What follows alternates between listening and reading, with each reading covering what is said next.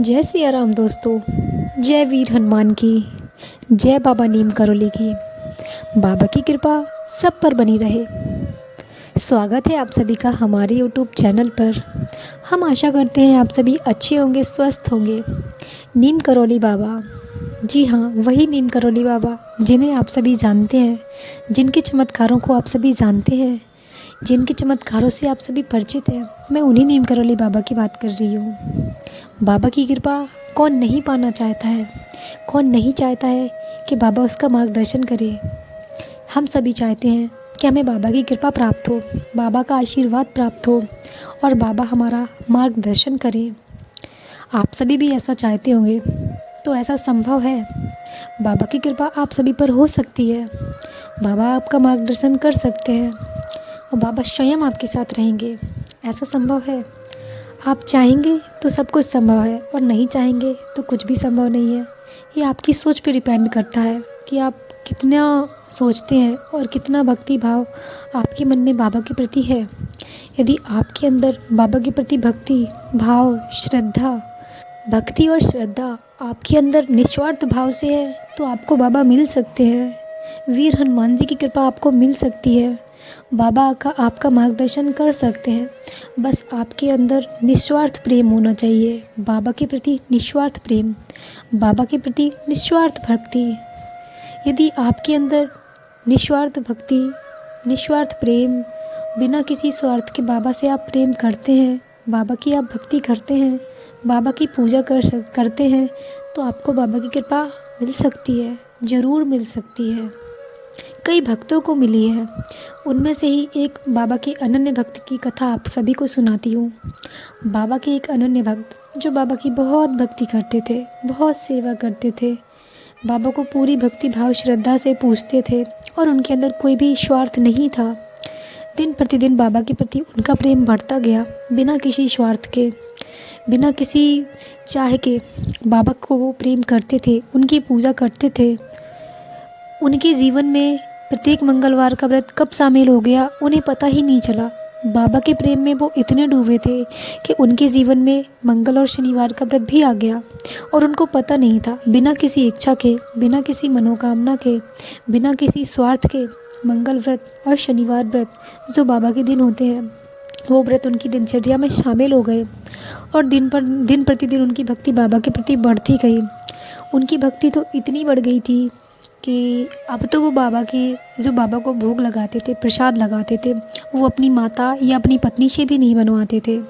बाबा के प्रति इतना प्रेम था उन्हें, इतनी श्रद्धा थी, इतनी भक्ति थी कि जो बाबा का भोग होता है प्रातःकाल और सायंकाल, दोनों समय का भोग वो स्वयं अपने हाथों से बनाते थे और पूरी श्रद्धा और भक्ति भाव से बाबा को वो भोग समर्पित करते थे। आप यकीन नहीं करेंगे, ये एक चमत्कारिक घटना है। वो भोग हमारे वीर हनुमान जी और हमारे नीम करोली बाबा दोनों ने स्वीकार किया है।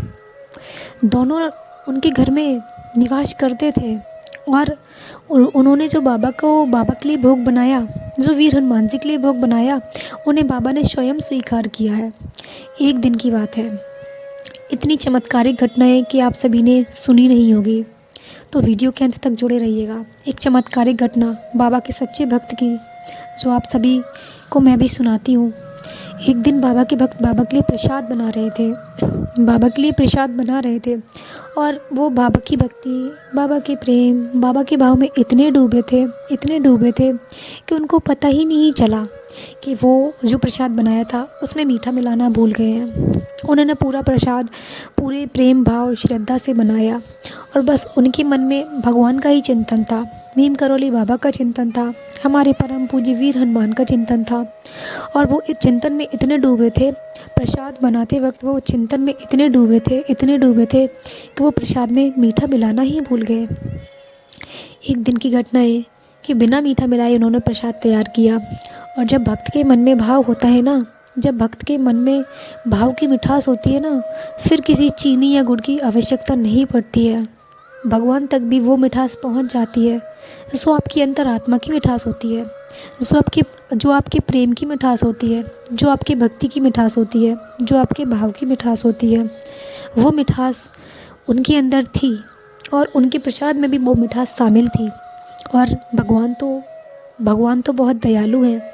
यदि भक्त उनके प्रति इतना प्रेम भाव रखता है तो भगवान को भी वो मिठास महसूस होने लगती है।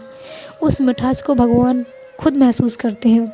और ऐसा नहीं है कि भगवान तक हमारी भावनाएं पहुंचती नहीं है, बिल्कुल पहुंचती हैं। यदि आपके अंदर सच्ची श्रद्धा और सच्चा भाव है भगवान के प्रति, बाबा के प्रति, वीर हनुमान के प्रति अपना आपका पूरा समर्पण है, तो आप यकीन करिए वो सारे भाव बाबा तक, वीर हनुमान तक आपके समस्त भाव पहुंचते हैं। उस प्रेम भाव से ही बाबा के जो भक्त हैं उनको भोग लगाने जैसे ही पहुँचे और बाबा को एक छोटी सी कटोरी में वो भोग रखा, और जैसे ही वीर हनुमान जी को भोग लगाने लगे तभी अचानक से एक आवाज़ आई, अरे तुमने तो आज इस प्रसाद में मीठा ही नहीं मिलाया, बिना मीठा मिलाए तुम भोग क्यों लगा रहे हो। आप यकीन मानिए बाबा के उस अनन्य भक्त के रोंगटे खड़े हो गए, क्योंकि उनका कोई ये भ्रम नहीं था, आवाज़ आना भ्रम नहीं था। वो साक्षात हमारे नीम करौली बाबा ने, जो उनके अनन्य भक्त वीर हनुमान जी को भोग लगा रहे थे, तब स्वयं वीर नीम करौली बाबा ने उनको वो बात बताई कि तुमने आज प्रसाद में मीठा नहीं मिलाया है, तुम बिना मीठा प्रसाद क्यों चढ़ा रहे हो। वो हनुमान जी को भोग समर्पित कर रहे थे। वो प्रतिदिन नीम करौली बाबा और हनुमान जी दोनों को भोग समर्पित करते थे, दोनों की पूजा भक्ति करते थे।